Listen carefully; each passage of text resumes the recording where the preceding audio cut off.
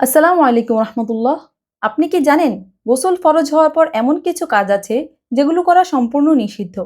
আবার অনেকের মনে একটি প্রশ্ন ঘুরপাক খায়, গোসল ফরজ অবস্থায় একজন নারী কি রান্নাবান্না করতে পারবেন, ঘরের অন্যান্য কাজকর্ম করতে পারবেন? অনেকেই না জেনে ভুল তথ্য প্রচার করেন। কেউ বলেন এই অবস্থায় রান্না করলে খাবার নাকি অপবিত্র হয়ে যায়। কিন্তু সত্যিই কি ইসলাম এমন কথা বলেছে? আজকের এই ভিডিওতে আমরা কোরআন ও সহিহ হাদিসের আলোকে তা জানবো।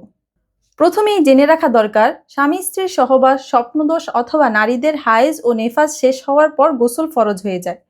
এই অবস্থায় অযথা দেরি না করে যত দ্রুত সম্ভব গোসল করে পবিত্র হয়ে নেওয়াই উত্তম, কারণ আল্লাহ তাআলা পবিত্রতাকে ভালোবাসেন। এখন প্রশ্ন হলো, গোসল ফরজ অবস্থায় কোন কোন কাজ করা যাবে না? প্রথমত, নামাজ আদায় করা যাবে না। পবিত্রতা অর্জন না করে ফরজ, সুন্নত বা নফল কোনো নামাজই আদায় করা বৈধ নয়। দ্বিতীয়ত, পবিত্র কোরআন স্পর্শ করা যাবে না, কারণ কোরআন স্পর্শ করার জন্য পবিত্র থাকা আবশ্যক।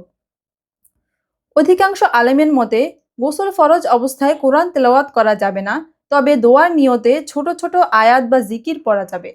অপ্রয়োজনীয়ভাবে মসজিদে অবস্থান করা যাবে না, তবে প্রয়োজন হলে মসজিদের ভেতর দিয়ে অতিক্রম করার অনুমতি রয়েছে। গোসল ফরজ হলে কাবা শরীফ তাওয়াফ করা যাবে না, কারণ তাওয়াফের জন্য পবিত্রতা শর্ত।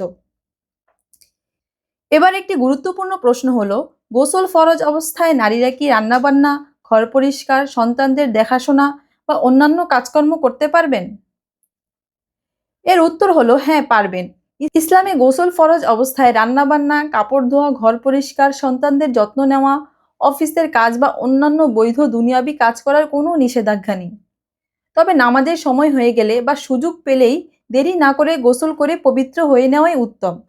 অযথা দীর্ঘ সময় অপবিত্র অবস্থায় থাকা ইসলামের আদবের পরিপন্থী। আমরা সবসময় পবিত্রতার প্রতি যত্নবান হব, প্রয়োজন হলে দ্রুত গোসল করব এবং ইসলামের বিধান মেনে চলার চেষ্টা করব। ভিডিওটি ভালো লাগলে শেয়ার করুন এবং আমাদের চ্যানেলটি সাবস্ক্রাইব করুন।